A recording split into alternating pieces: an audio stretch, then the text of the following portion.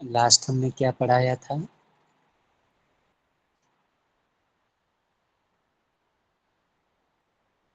फिर पहला सूत्र हुआ था, कौन सा? जन्म से सिद्धि, तप से सिद्धि हुआ। हम्म,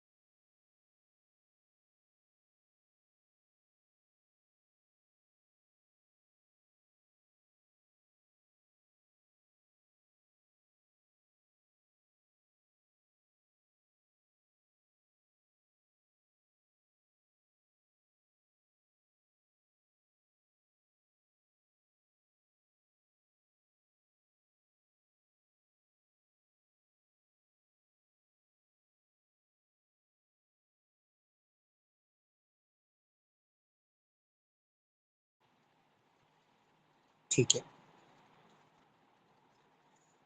तो पहला जो सूत्र है, आप लोगों की अटेंडेंस किस तरह से होती है? नंबरिंग बोलते हैं क्या? 1 2 3 हाँ 4? सर, हाँ सर, नंबर बोलते। एक बार देखे तो सारे लोग आगे के स्टार्ट कर ले, वेट करें।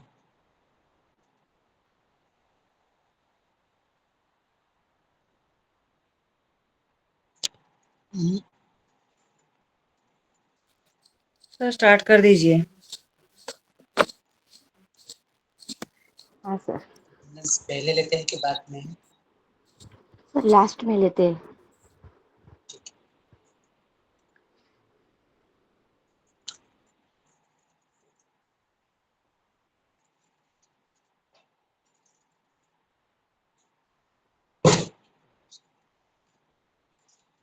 ठीक है।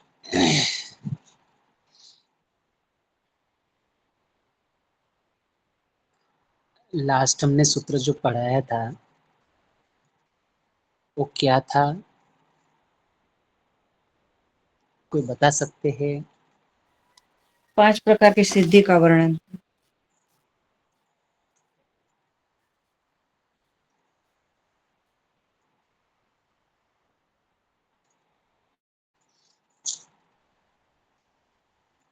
कितनी सिद्धि बताई थी? 5। Very good. कौन कौन सी? जन्म से, औषधि से, मंत्र से, तप से और समाधि से होता है। ठीक है। लास्ट हम लोगों की क्लास कब हुई थी? Last Saturday. डेट बेन कौन सी थी? 13 तारीख सर। 13? फ्राइडे। सर फ्राइडे हुआ था अपना क्लास। डेट कौन सी थी बेन? हाँ सर, फ्राइडे 13 फरवरी। 13।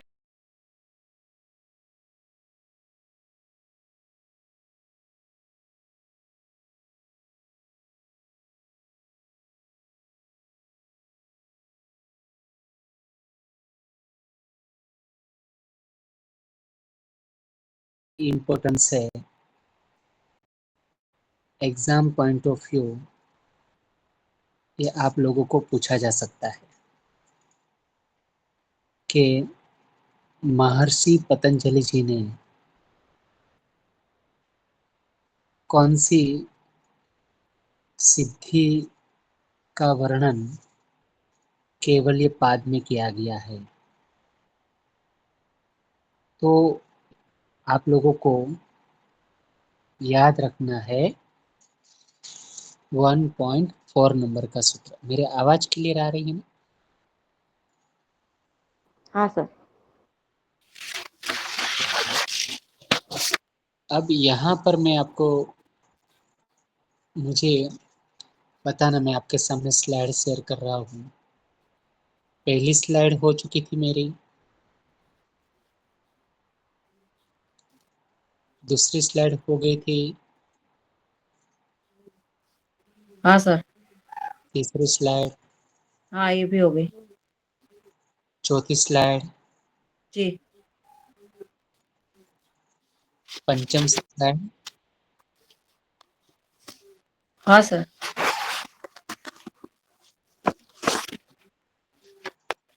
तो हम लोग पंचम सूत्र को हमने कंप्लीट कर दिया है।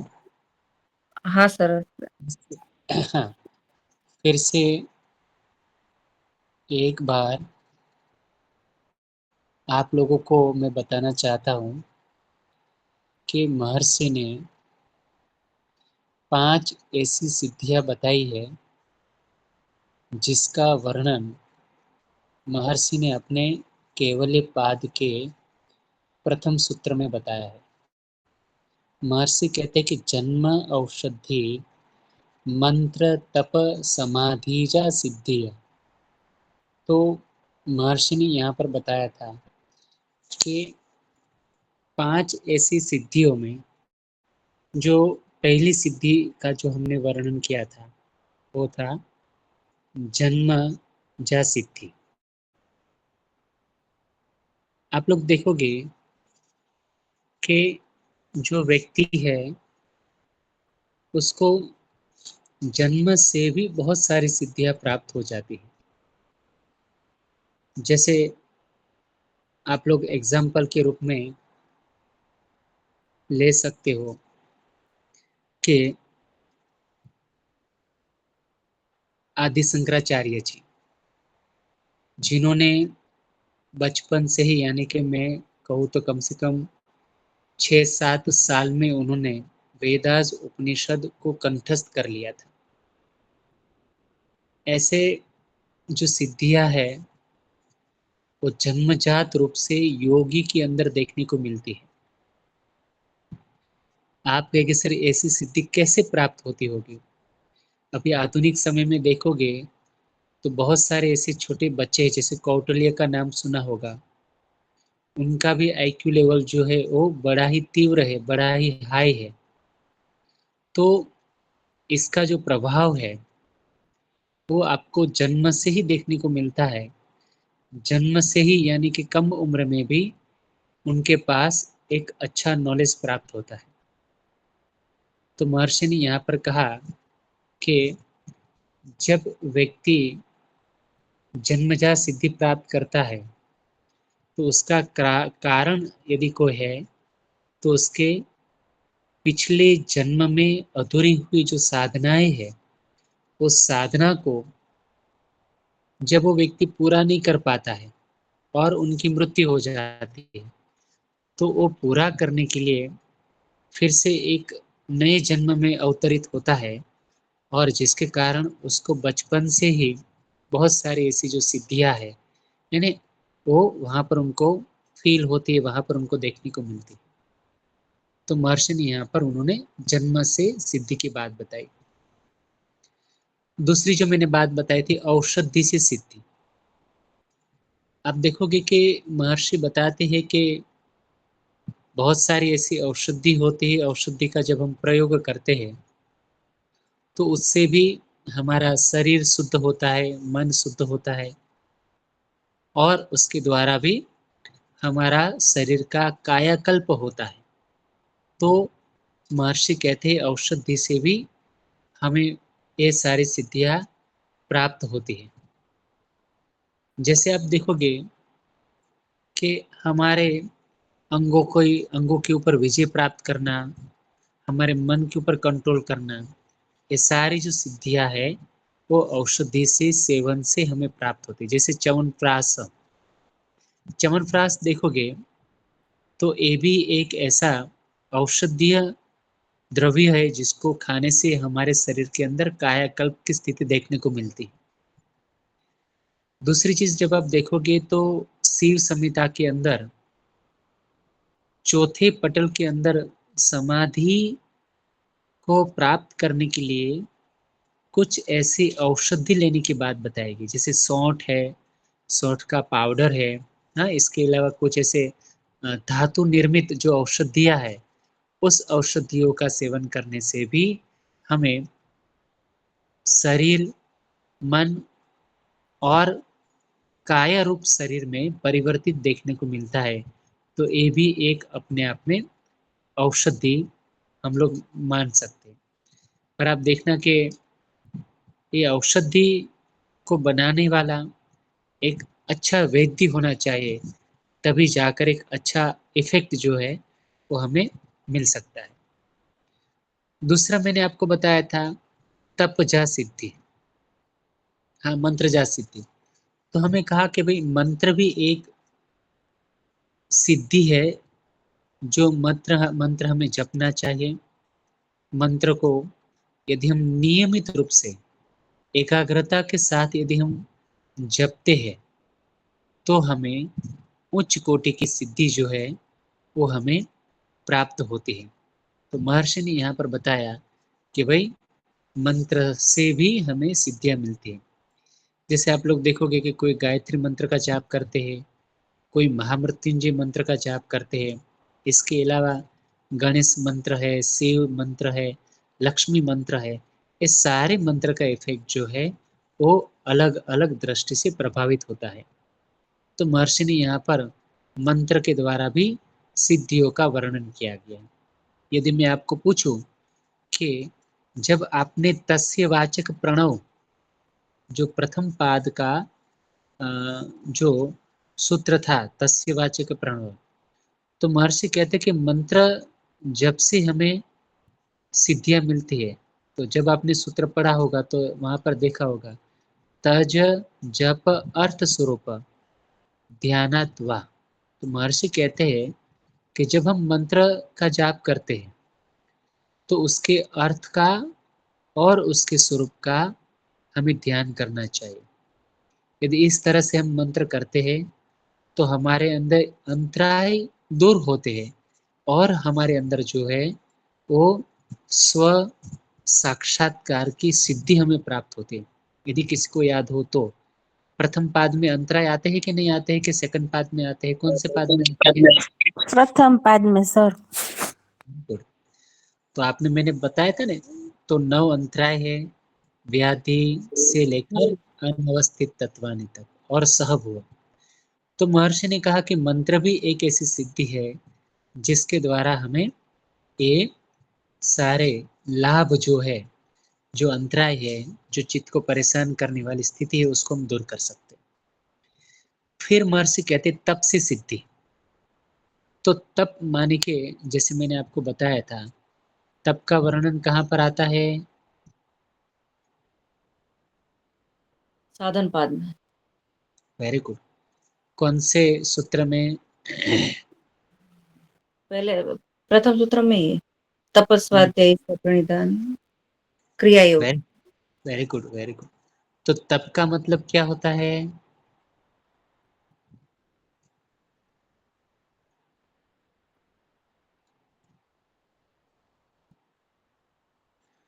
देखो, तप माने के द्वंद्वों को सहन करना। अब देखोगे कि कभी-कभी हमें बताया गया है कि भाई शारीरिक तप होते हैं, मानसिक तप होते हैं, आध्यात्मिक तप होते हैं।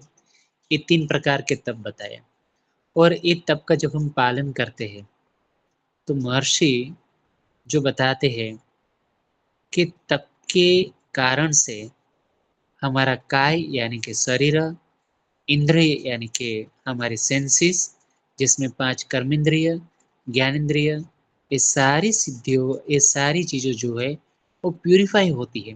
किसके द्वारा? तप से। अब आपके मन में प्रश्न ऐसा आता है कि सर, हम यदि ये तप करते हैं तो लाभ क्या होगा? तो महर्षि कहते हैं कि ये तप करने से हमारे इंद्रिय जय और शरीर जय, ये दोनों लाभ जो है वो हमें प्राप्त होते हैं। तो अब कैसे करेंगे हम लोग तप? तो महर्षि कहते हैं कि हम जो भी आश्रम और वर्ण का पालन करते हैं, जैसे हम लोगों का आश्रम कौन सा है भाई? गृहस्थ आश्रम। और हमारा वर्ण भी है क्षत्रिय, शूद्र, वैश्य, ये हमारा वर्ण भी है।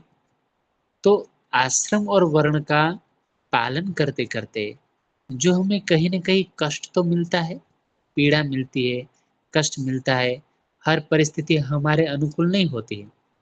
तो महर्षि यहाँ पर कहते हैं कि उस पीड़ा और कष्ट को सहन करना और सहन करते-करते अपने लक्ष्य तक पहुँचना, जिसको हम कहते हैं तप। इसलिए महर्षि ने यहाँ पर तप से सिद्धि की यहाँ पर बात बताई है। अब आप देखोगे कि टोटल हम लोग 4 सिद्धि के बारे में पढ़े। पहली सिद्धि जन्म से होने वाली सिद्धि थी, दूसरी सिद्धि का नाम था, है ना, कि भई औषधि से सिद्धि, तीसरी सिद्धि का जो नाम था उन्होंने बताया मंत्र से होने वाली सिद्धि, चौथी सिद्धि का नाम था उन्होंने कहा तप से सिद्धि और पंचम ऐसी सिद्धि है जिसको उन्होंने नाम बताया समाधि से होने वाली सिद्धि। अब समाधि से क्या सिद्धि मिलेगी? तो महर्षि कहते हैं कि जब हम योग का अभ्यास करते हैं तो हमारे क्लेश यदि उदार अवस्था में है तो हमें बहुत सारा नुकसान होने की संभावना है। तो क्रिया योग के द्वारा, अष्टांग योग के द्वारा हमें अपने क्लेश को क्या करना है? तन्नु करना है। इसलिए महर्षि कहते हैं कि हमें धारणा, ध्यान, समाधि आदि के द्वारा हमें अपने शरीर और इंद्रियों के ऊपर संयमित स्थिति को जब हम अपनाते हैं, तभी जाकर हम विषय के ऊपर, है ना, अपना कंट्रोलिंग प्राप्त कर लेते हैं। और विषय के ऊपर जब आप अपना कंट्रोलिंग प्राप्त कर लेते हो, तो महर्षि कहते हैं कि बहुत सारी जो सिद्धियाँ हैं, वो हमें प्राप्त होती है, जो हम विभूतिपाद में पढ़ चुके थे। आप देखोगे कि यदि मैं बताऊँ कि इतनी जो 5 सिद्धियाँ बताई हैं, उसमें से एक ऐसी सिद्धि जो है, जिसका अभ्यास करने से साधक के अंदर परमानेंट लाभ होता है। आप कहेंगे सर कौन सी? मानो कि जन्म से होने वाली सिद्धि है, तो मैंने जितना प्रारब्ध किया होगा, उसके अनुसार मुझे वो सिद्धि मिलती होगी और जैसे मेरा प्रारब्ध का फल खत्म हो जाएगा, तो मेरी सिद्धि अपने आप डिसिपेयर हो जाएगी।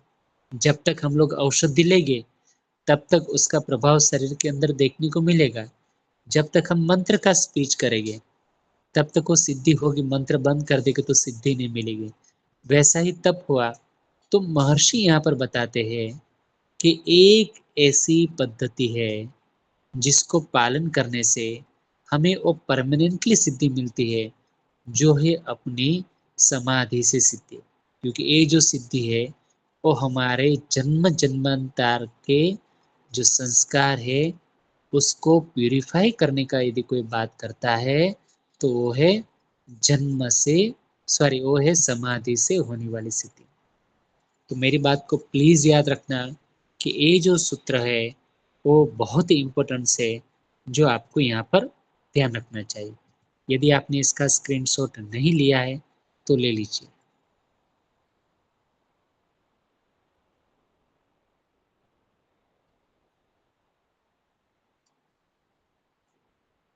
ले लिया? हाँ सर। दूसरा सूत्र। अच्छा, ये मुझे बताइए कि जब हम ये सारी चीज़ों का पालन करते हैं तो क्या लाभ होता होगा? कौन मुझे बताएँगे?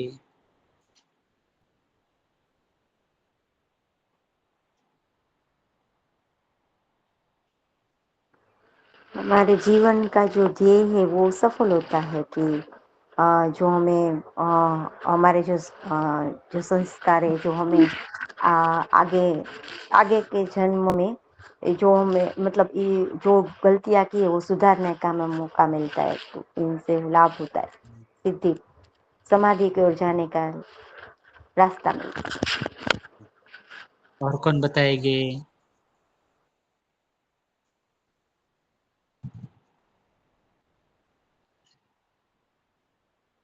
महर्षि ने यहाँ पर बताया कि जब हम उपरोक्त औषधियों का, सॉरी, उपरोक्त मेथड्स के द्वारा जो हम सिद्धि का हमें जो प्राप्त होती है, उसके द्वारा हमारे अंदर जात्यंतर परिणाम प्राप्त होता है। शब्द को पकड़ना।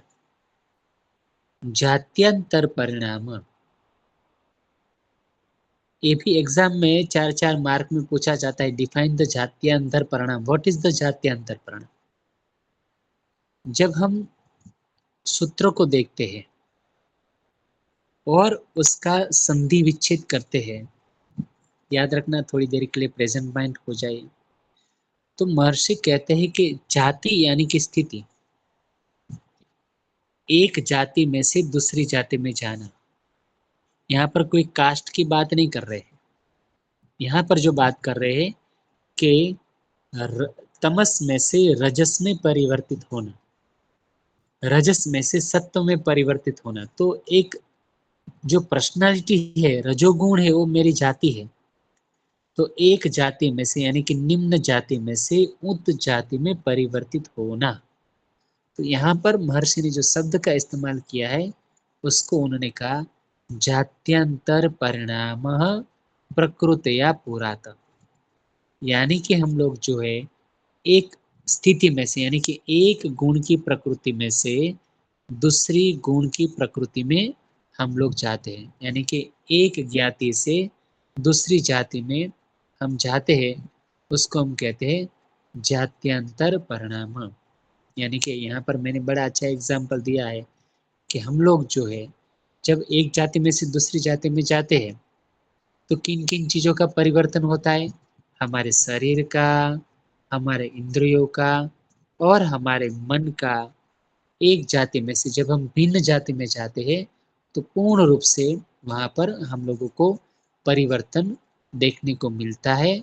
इसलिए हम उसको यहाँ पर कहते हैं जात्यंतरः प्रकृति पुरात। आप देखोगे, मैं एग्जाम्पल दो कि साधक पहले तमोगुणी था, उन्होंने मेहनत की, डाइट का ख्याल किया, हाँ, विहार का अभ्यास किया, वार्तालाप का अभ्यास किया, तब जाकर उसके अंदर एक जाति में से दूसरी जाति में परिवर्तित हो गया।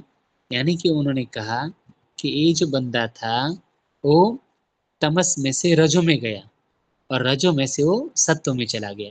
तो जब ये एक में से दूसरे में जाता है तो उसका शरीर और उसका इंद्रिया जो है ना वो पूर्ण रूप से वहाँ पर परिवर्तन देखने को मिलता है। तो ये महर्षि ने जो दूसरा सूत्र बताया वो था जात्यंतर परिणामतः प्रकृति या पुरादि। यानी कि महर्षि कहते हैं कि जब हम एक जगह से दूसरी जगह पर जाते हैं तब जाकर जो स्थिति बनती है उसको हम कहते हैं जात्यंतर परिणाम।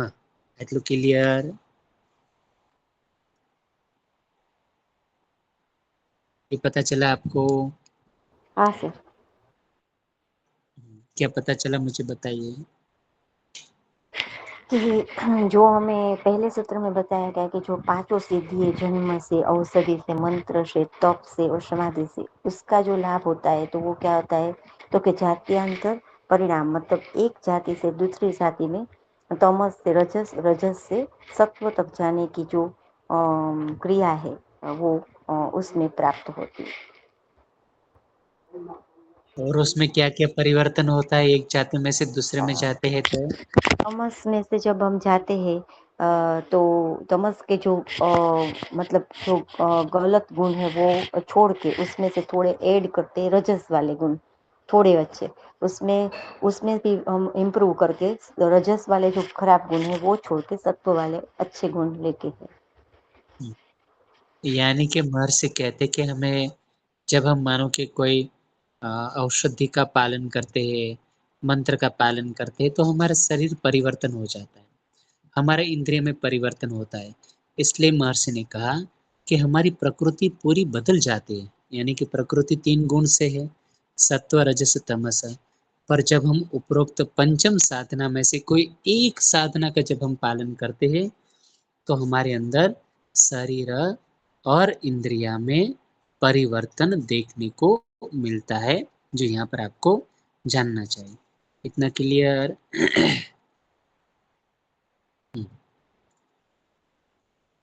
इसका स्क्रीनशॉट ले लीजिए प्लीज।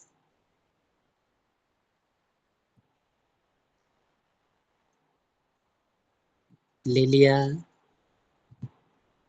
हाँ सर। दूसरा एक सूत्र आता है जो बहुत ही इंपॉर्टेंट है। आप देखोगे कि महर्षि वही जात्यंतर परिणाम की यहाँ पर बात बताते हैं। एक मैं आपको बात बताऊं, आप लोग थोड़ा सा प्रैक्टिकली मूवमेंट पे हम जाएंगे। अच्छा, जो चेतना का जो स्तर है वो सबके अंदर सेम होता है कि अलग अलग होता है? अलग अलग। ठीक है। दूसरा प्रश्न, जीव और आत्मा में अंतर क्या है?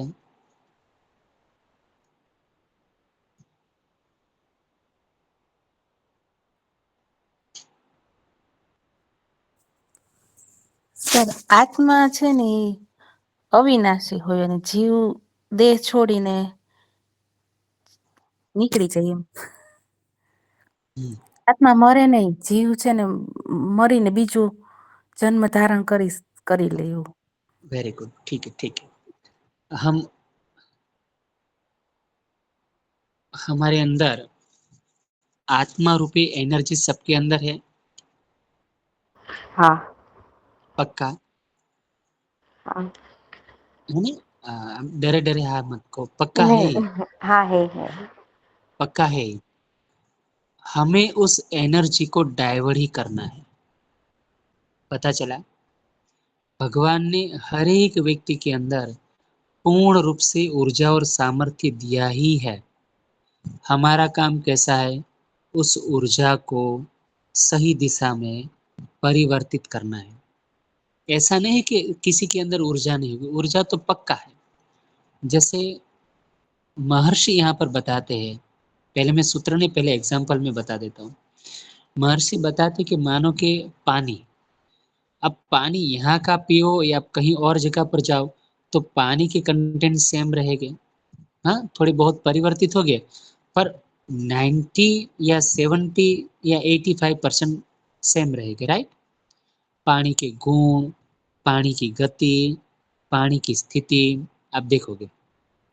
अब महर्षि कहते कि जो पानी का जो प्रवाह है वो तो सेम ही है, पर जो किसान है वो पानी के प्रवाह को, जहाँ खेत में सूखा पड़ा है उस स्थिति में वो डाइवर्ट करेगा, और जहाँ पर ज्यादा पानी है उस प्रवाह को क्या कर देगा, बंद कर देगा। यानी कि पानी का ऐसा प्रवाह जहाँ जरूरत है उस जगह को वो खोल देगा और वहां पर पानी का बहाव को वहां पर भेज देगा। तो महर्षि कहते कि ये तो प्रवाह चल ही रहा है हमारे अंदर, हमें क्या करना है, एक किसान की भांति उसको जहाँ जरूरत है उस जरूरत की जगह पर हमें उनको भेज देना है। यहाँ पर ऐसा उन्होंने बताया। अब क्लियर था? चीज में सूत्र नहीं बताया, ये क्लियर हो रही मेरी बात? हाँ सर। अब सूत्र यहाँ पर आप देखो। पहला दो सूत्र बहुत ही इंपॉर्टेंस था, एग्जाम पॉइंट ऑफ व्यू से मैंने दोनों को आपको बोल दिया। तीसरा थोड़ा एक अलग है, एग्जाम्पल के साथ हम उसको समझ सकते हैं। महर्षि कहते कि निमित्तम प्रयोजकम प्रकृतीनां वर्ण भेदशः तत क्षेत्रिकवत। महर्षि कहते कि निमित्तम, अब देखो जैसे कि आपने बताया कि हमारा उद्देश्य क्या है कि योग साधना के द्वारा अपने अंदर एक जाति में से दूसरी जाति में परिवर्तित होना, यानी कि तमस में से रजस में परिवर्तित होना। क्या है? अप्रयोजक, यानी कि जातीय परिणाम में आप देखोगे कोई संचालक नहीं होता है, कोई प्रेरक बल नहीं होता है। तो क्या होता है, महर्षि कहते हैं कि प्रकृति नाम उपादान कारणों के आपूर्ति में धर्म आदि योग साधना को केवल बाधाओं को दूर करने से ही व्यक्ति पूर्ण रूप से उस स्थिति को संभाल लेता है। थोड़ा सा यहाँ पर शब्द को समझना थोड़ी देर के लिए। देखो, आप जरा सोचो कि हमारे योग के अंदर कुछ ऐसे साधनाएं हैं, जैसे क्रिया योग आदि निमित्त साधनाएं हैं। ये साधनाएं जो है वो संचालक नहीं होती है। वो साधनाएं क्या करती है? किसान का काम करती है। प्रवाह तो सबके अंदर बह रहा है, वो साधनाएं क्या करती है? किसान का काम करेगी। जैसे किसान क्या, कहीं पर अवरोध दिखा, उस अवरोध को दूर करने का काम कौन करता है? किसान करता है। महर्षि कहते कि प्रकृति का अपना स्वभाव से ही अपने अंदर जातीय रूपी परिणाम में परिवर्तित होता ही है। मैं एक और अच्छा एग्जाम्पल मैं आपको दूं। मानो के जो डॉग है, कुत्ता है ना, अब देखो जो गली में घूमता है, हाँ, कहीं बाजार में घूमता है, वो कभी डॉक्टर के पास नहीं गए। उन्होंने क्या किया कि जैसे बीमार पड़े उन्होंने खाना छोड़ दिया। अब जैसे उनके शरीर के ऊपर कुछ लगा तो तुरंत ही वो कहा, मिट्टी में उन्होंने अपने आप को है ना रख दिया, और स्वतः ही जो डॉग था वो उसके अंदर परिवर्तित देखने को मिला। यानी कि प्रकृति अपना काम करती है, पर हमें क्या करना है? उस प्रकृति को, उस ऊर्जा को खाली आपको डाइवर्ट ही करना है। पहला एग्जाम्पल। एक और एग्जाम्पल मैं आपको दूं। मानो कि हमारे शरीर में कहीं न कहीं कुछ ऐसा घाव लगा हो, घाव, उंडा सा घाव, तो डॉक्टर क्या करते हैं? कुछ कॉटन के द्वारा उस घाव को बढ़िया से साफ कर लेते हैं। अब वो स्टिचेस के द्वारा वो सी देते हैं। अब उसका काम वहां पर पूरा हो गया। अब इंटरनली प्रोसेस क्या होगी? वो प्रकृति के द्वारा एक दूसरे से वो मसल्स जोड़ना स्टार्ट हो जाएगी। तो महर्षि यहाँ पर वही बात बताता कि भाई प्रकृति अपना काम करते ही है, हमें क्या करना है? जो प्रकृति की ऊर्जा है यानी उसको हमें डाइवर्ट करके एक सही दिशा की तरफ ले जाना है, जिसको यहाँ पर हम कहते हैं निमित्तम प्रयोजकम। यानी कि उसका हमें प्रेरक संचालक न बनते हुए हमें क्या करना है? हमारे सामने जो बाधाएं आती है, जो परिस्थिति अनुकूल न हो, उसको खाली अनुकूल बनाने का प्रयत्न ही करना है। तो महर्षि यहाँ पर ये चीज बताए। ये सूत्र समझ में आया?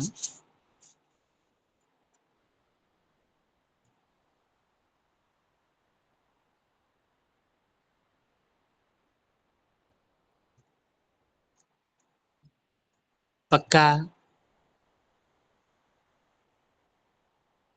हाँ सर। आप वहां पर एग्जाम्पल दे सकते हो, ठीक है? इसका स्क्रीनशॉट ले लो प्लीज।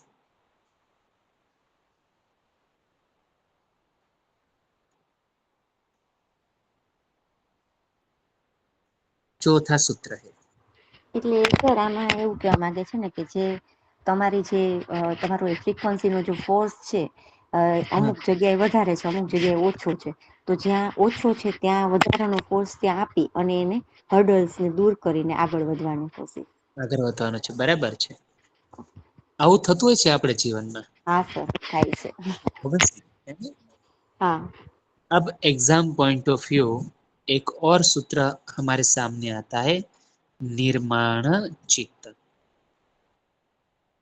एक मैं बहुत अच्छा एग्जाम्पल दूं। देखो, पढ़ाने से पहले मैं बताऊं कि निर्माण चित्त, जैसे बेन ने बड़ी अच्छी बात बताई कि सर हम लोग क्या करते हैं कि अलग अलग परिस्थिति में अपने चित्त का हम निर्माण करते हैं। मैं एग्जाम्पल देना पसंद करूंगा कि जैसे मेरे घर पर भी मेरा एक अलग चित्त होगा, जब हम जॉब में जाएंगे तो अलग चित्त होगा, जब हम छात्र बनकर पढ़ते हैं तो हमारा एक अलग चित्त होगा, और जब हम बाजार में अपने मित्र के साथ बैठते तो एक अलग चित्त होगा। तो महर्षि कहते कि हमने अपने चित्त का एक अलग अलग निर्माण करके रखा है। सूत्र क्या बताता है? महर्षि कहते हैं चितानी निर्माण, हमने अपने अंदर अनेकों चित्त की उत्पत्ति करके रखी है ना? और किसके कारण? अस्मिता नामक तत्व से। अस्मिता यानी कि मैंपन का भाव। आप देखोगे कि जैसे आप घर पर आओगे तो आपका रोल अलग है, अस्मिता यानी कि मैंपन का भाव। जब आप ऑफिस में जाओगे तो मैंपन का भाव अलग होगा। जब आप कोई प्ले या नाटक करते होगे तो अस्मिता का भाव अलग होगा। जब आप लोग अपने मित्र के साथ उठते बैठते होगे तो अस्मिता का भाव अलग होगा। तो महर्षि कहते हैं कि ये अस्मिता के कारण हमने अपने अनेकों चित्त का निर्माण किया है।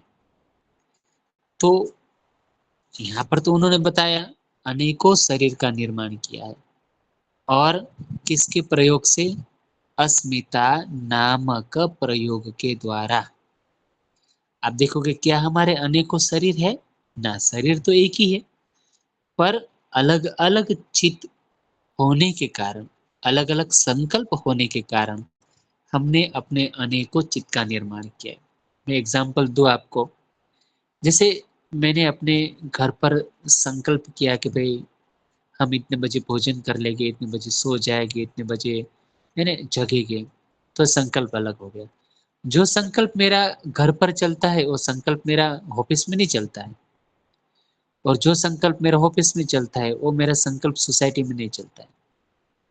तो महर्षि ने यहाँ पर बड़ी अच्छी बात बताई कि अनेकों संकल्प जब होते हैं तब व्यक्ति के अंदर अनेकों चित्त का निर्माण होता है, और वही होने के कारण महर्षि कहते हैं कि उन्होंने निर्माण चित्त की एक परिभाषा दी। मेरी बात को बिल्कुल अच्छी तरह से याद रखना कि कभी कभी एग्जाम पॉइंट ऑफ व्यू ऐसा आता है, डिफाइन द निर्माण चित्त अकॉर्डिंग टू पातंजलि योग सूत्र। तो महर्षि यहाँ पर कहते हैं कि भाई निर्माण चित्त जो है वो क्या है, और उसके बारे में आप लोग बताइए। तो आपको लिखना है कि महर्षि पतंजलि जी ने केवल्य पाद में चौथे नंबर के सूत्र में निर्माण चित्त की बात की। निर्माण चित्त का मतलब ये होता है अनेकों चित्त का उत्पन्न होना। तो महर्षि ने सूत्र के द्वारा बताया है कि निर्माण चैतन्य स्मिता मात्रता।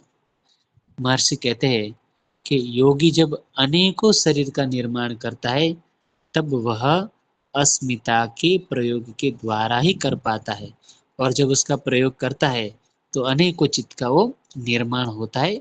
यहाँ पर महर्षि ने बात बताई। तो एग्जाम पॉइंट ऑफ व्यू आप कह सकते हो कि हर जगह पर व्यक्ति का जो बनाया हुआ जो चित्त है यानी वो कैसा है, अलग अलग है। यदि आपको याद हो तो हम लोग पर्सनालिटी में प्रकार पढ़े थे, है ना? एक्सट्रोवर्ट पर्सनालिटी, ड्यूल पर्सनालिटी, याद आ रहा है ना? तो हर एक पर्सनालिटी के हिसाब से, हर एक स्थिति के हिसाब से हमने अपने चित्त को एक अलग अलग स्थिति में हमने वहां पर रख दिया है। इतना क्लियर हो रहा है?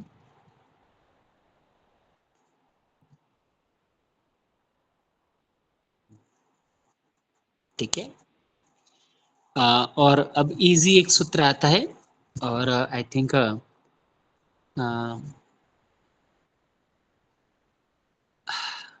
आज की क्लास का लास्ट सूत्र रख लेते हैं हम लोग, है ना? क्योंकि 4.2, 4.3, 4.4, 4.5 एक और सूत्र हम लोग यहाँ पर समझ लेते हैं। इतना क्लियर हो रहा है आपको आज की क्लास में?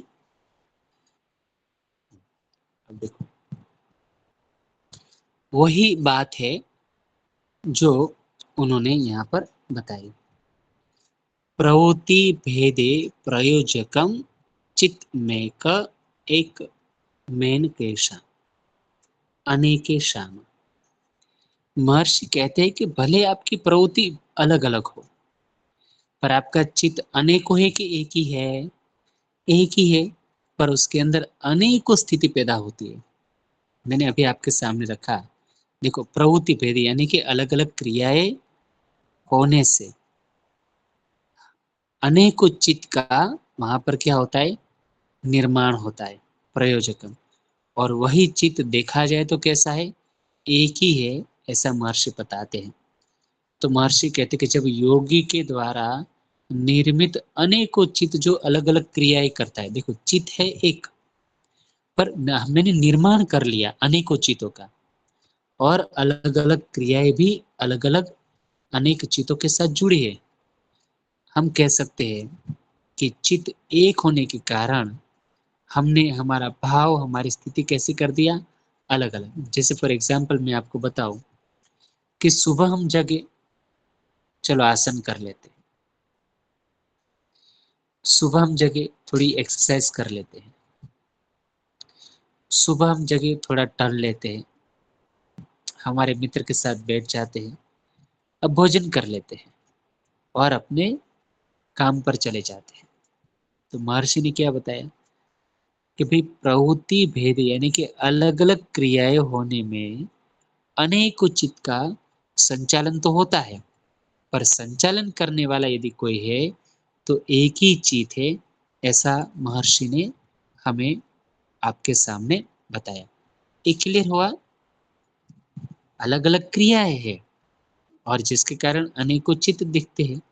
और महर्षि कहते हैं कि अनेकों चित्त होने का कारण अलग अलग प्रवृत्ति है, पर देखा जाए तो इन सारी प्रवृत्तियों को चलाने वाला यदि कोई है तो क्या है, एक ही चित्त है।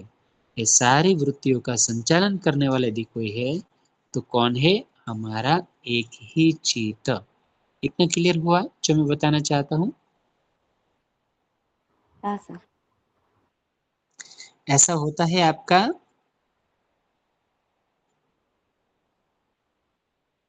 हाँ, रुको।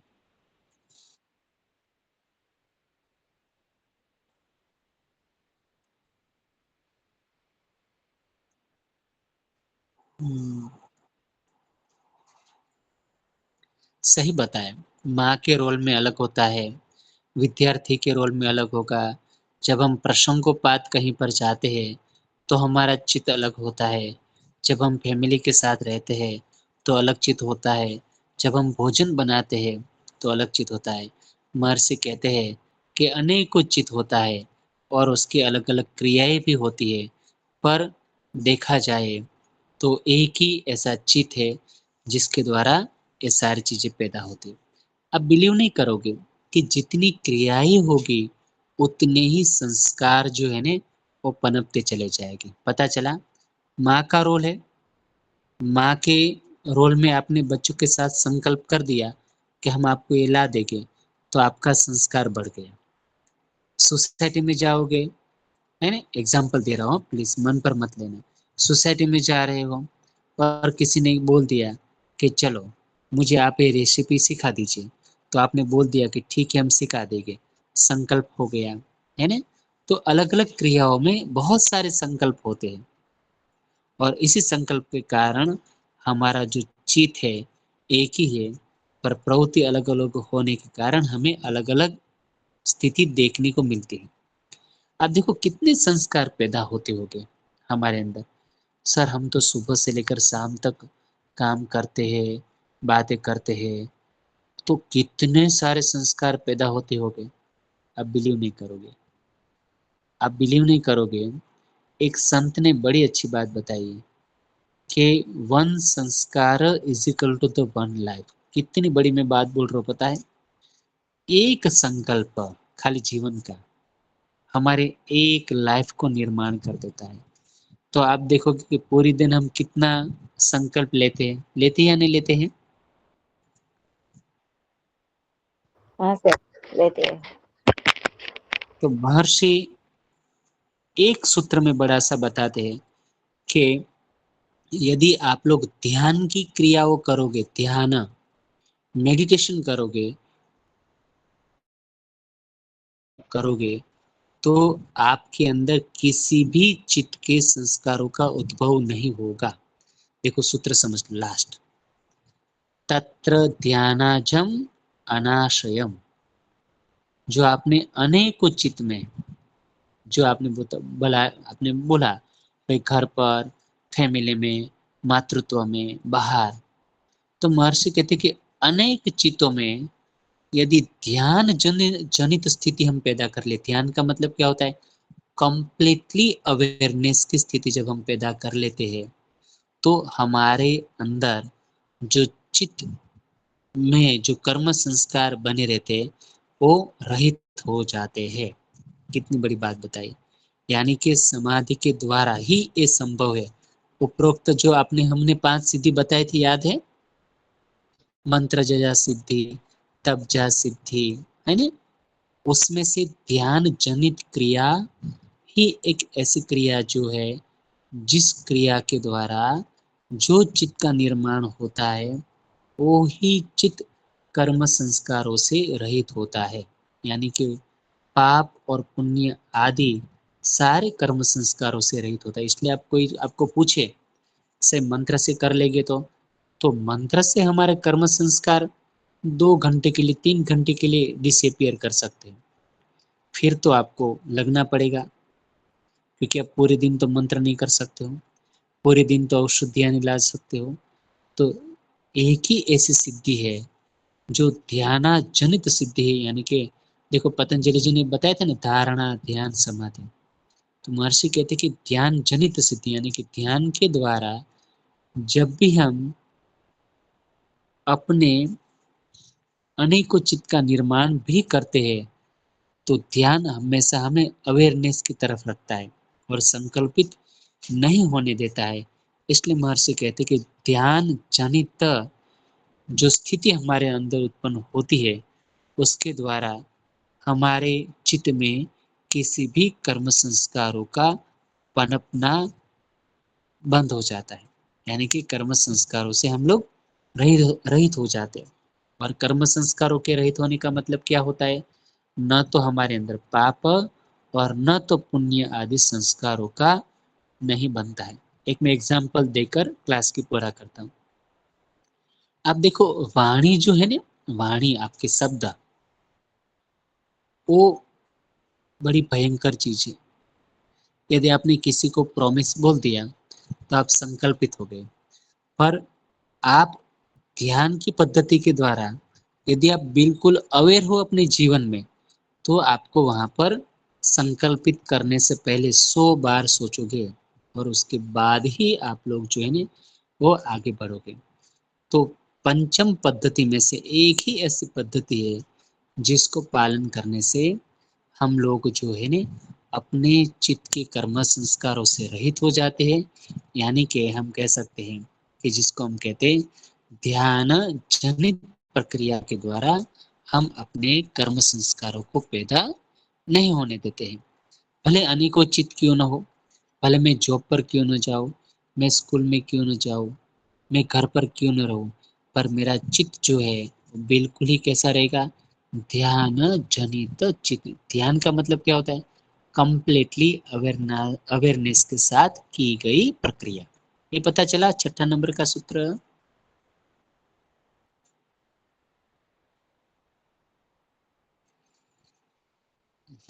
मेरी आवाज आ रही है? हाँ सर। अब देखो, मैं आपको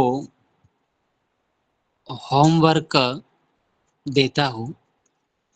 आप लोगों को 106 जो सूत्र है ना वो करके आने हैं, ठीक है, राइट?